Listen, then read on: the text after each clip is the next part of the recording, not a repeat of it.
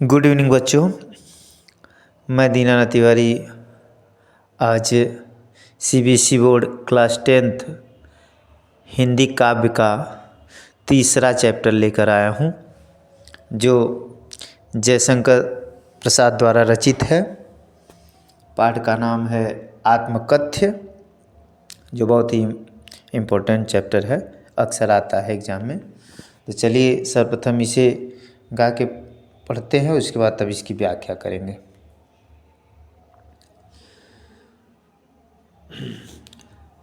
मधु गुण गुण करे कहे जाता, कौन कहानी यह अपनी मुरझा कर गिर रही पत्तियाँ। देखो कितनी आज घनी इस गंभीर अनंत नीलिमा में, असंख्य जीवन इतिहास यह लोग करते ही रहते हैं अपना व्यंग मालिन उपहास, अपना व्यंग मलिन उपहास। तब भी कहते हो कह डालूं दुर्बलता अपनी बीती, तुम सुन कर सुख पाओगे, देखोगे यह गागर रीति। किंतु कहीं ऐसा ना हो कि तुम ही खाली करने वाले अपने को समझो मेरा, रस ले अपनी भरने वाले, रस ले अपनी भरने वाले। यह विडंबना यदि सरलते तेरी हंसी उड़ाऊं मैं, भूले अपनी या प्रवंचना औरों की दिखलाऊं मैं। उज्ज्वल गाथा कैसे गाऊं, मधुर चांदनी रातों की अर खिलखिला कर हंसते होने वाली उन रातों की, होने वाली उन रातों की। मिला कहाँ वह सुख जिसका मैं स्वप्न देख कर जाग गया, आलिंगन में आते आते मुस्कुरा कर जो भाग गया, जिसके अरूण कपोलों से, जिसके अरूण कपोलों की मधुर मतवाली सुंदर छाया में, अनुरागिनी उषा लेती थी निज सुहाग मधु माया में, निज सुहाग मधुमाया में। उसकी स्मृति पाथे बनी है थके पथिक की पंथा की सीवन को धेड़ कर देखो क्यों क्यों मेरी कंथा की। छोटे से जीवन की कैसे बड़ी कथाएं आज कहूँ, क्या यह अच्छा नहीं है कि औरों की सुनता हूँ मैं मौन रहूँ, औरों की सुनता मैं मौन रहूँ। सुनकर क्या तुम भला करोगे मेरी भोली आत्मकथा, अभी समय भी नहीं थकी सोई मेरी मौन व्यथा। चलिए बच्चों, अब इसकी व्याख्या देखते हैं। देखिए, सीबीएसई बोर्ड में जब आता है तो पैराग्राफ आ जाएगा, इसकी कुछ लाइनें आ जाएंगी, उसको पढ़ करके प्रश्न रहेंगे और उससे बहुविकल्पीय प्रश्न रहेंगे, ऑप्शन भी रहेंगे, उसको आप लोग ऑप्शन लिखना रहेगा। तो चलिए फिर भी इसकी व्याख्या देख लीजिए, व्याख्या जरूरी है जानना। मधुप गुनगुना कर कह जाता कौन कहानी यह अपनी। देखिए, प्रस्तुत काव्य में जयशंकर प्रसाद जी कहते हैं कि मधुप मतलब मन रूपी भौरा, मन रूपी भौरा गुनगुना कर पता नहीं कौन अपनी कहानी कह जाता है। ठीक है, मन रूपी भौरा गुनगुना करके अपनी कहानी कह जाता है।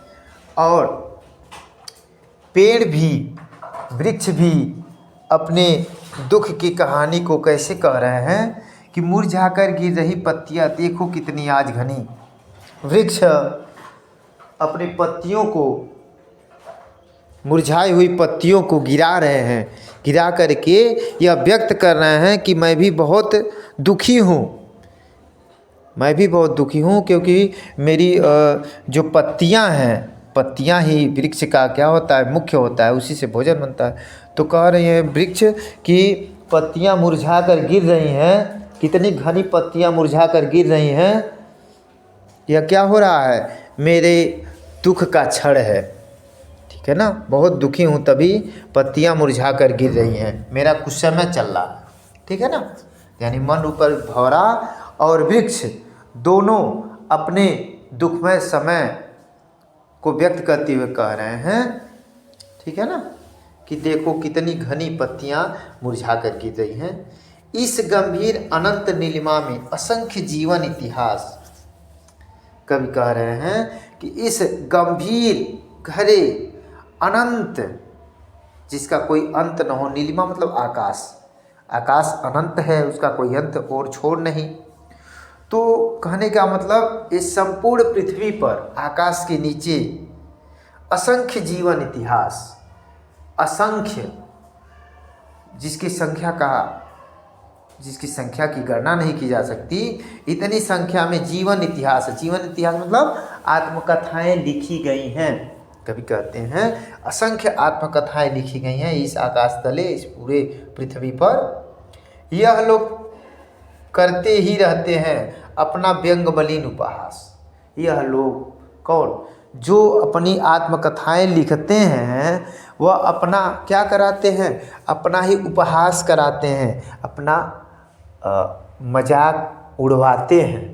ठीक है ना, क्योंकि जो भी मनुष्य अगर अपने दुख के बारे में किसी को बताएगा तो जाहिर सी बात है लोग उसकी हंसी उड़ाएंगे, पीठ पीछे हंसी उड़ाते हैं।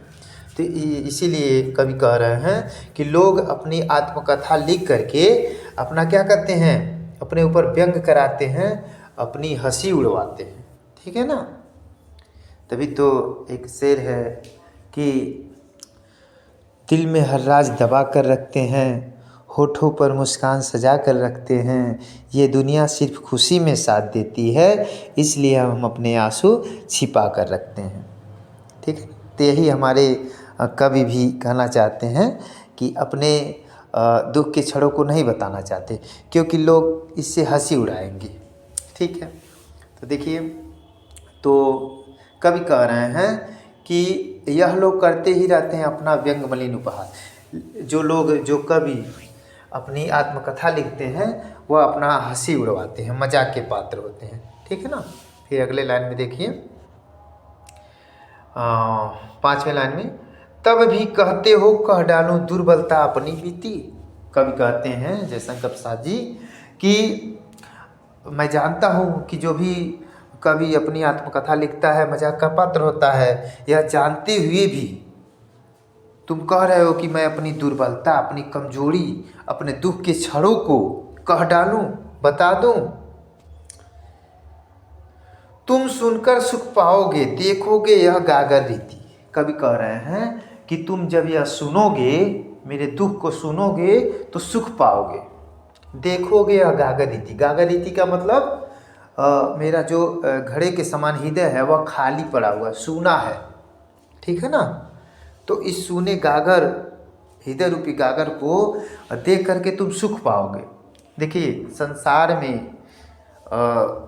अपने माँ बाप को छोड़ करके कोई भी ऐसा नहीं है कि जो आपके दुख को सुन के दुखी हो। हाँ, परम मित्र ऐसा कर सकते हैं, ठीक है, लेकिन बाकी कोई, हाँ, गुरु जी कर सकते हैं, टीचर अपने सुन करके वह दुखी हो जाएंगे, लेकिन बाकी संसार के लोग दुखी नहीं होंगे।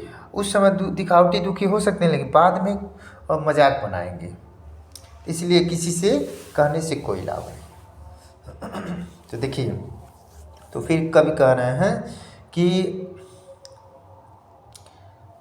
किंतु कहीं ऐसा न हो कि तुम ही खाली करने वाले, कहीं ऐसा न हो कि तुम खाली करने वाले हो, यानी मेरे अंदर का जो दुख है, ठीक है ना, उसको जान करके उसको जान करके तुम भी अपने दुख को व्यक्त करने लगो, अपने अंदर के दुख को सुनाने लगो मुझे। कहीं तुम ऐसा न करने लगो। अपने को समझो मेरा रस ले अपनी भरने वाले, और कहीं ऐसा न हो कि तुम अपने आप को रोक लो, अपने दुख को बताते बताते रोक लो और मेरा रस लेने लगो, यानी अपना भी कुछ बताओ, उसी बहाने मेरा पूरा सुन लो, मेरा सुन के रस प्राप्त करो, मुझसे रस लो, मजाक मेरा बनाओ और अपना घड़ा, हृदय रूपी घड़े को भर लो। यह विडम्बना अरी सरलते तेरी हंसी उड़ाऊं मैं, भूले अपनी यह प्रवंचना औरों को दिखलाऊं मैं। कवि कह रहे हैं यह बहुत बड़ी विडम्बना है, बड़े दुख की बात है, संसार की विडम्बना है कि अरी सरलते तेरी हंसी उड़ाऊं मैं। अपने सरल हृदय से कह रहे हैं कि हे मेरे सरल हृदय, मैं तेरी हंसी उड़ाऊं, भूले अपनी या प्रवंचना। प्रवंचना मतलब होता है लोग जो प्रवंचना करते हैं, टिप्पणी करते हैं, उपहास उड़ाते हैं, तो ही यह प्रवंचना औरों को दिखलाऊं। मैं अपनी प्रवंचना को औरों को कैसे दिखाऊं, मतलब अपने ही अपने बारे में, मेरे बारे में लोग टिप्पणी करें, कमेंट करें, तो यह अच्छा नहीं होगा। मैं क्यों दिखलाऊं, क्यों अपने आप को मजाक का पात्र बनाऊं। उज्ज्वल गाथा कैसे गाऊं मधुर चांदनी रातों की। मैं अपने मधुर चांदनी रातों की, अर्थात जो मेरे सुख का क्षण था, हाँ, उज्ज्वल मतलब खुशी का, ठीक है ना, मधुर चांदनी रात मतलब जो मेरे सुख का क्षण था, उस गाथा को क्यों गाऊं, उसे मैं क्यों बताऊं। अरे खिलखिलाकर हंसने वाले होने वाली उन बातों की, जिस समय मैं खिलखिलाकर हंस रहा था, ठीक है ना, उन बातों को मैं क्यों बताऊं। चलिए अब इसके बाद मिला कहाँ वह सुख यहाँ से कल पढ़ाएंगे, क्योंकि वीडियो थोड़ा लंबा हो जा रहा है। तब तक के लिए नमस्कार। प्लीज़ आप लोग चैनल को सब्सक्राइब कीजिए, अपने मित्रों को ज़्यादा से ज़्यादा शेयर कीजिए, कमेंट कीजिए, लाइक कीजिए। अब कल मिलते हैं, तब तक के लिए धन्यवाद।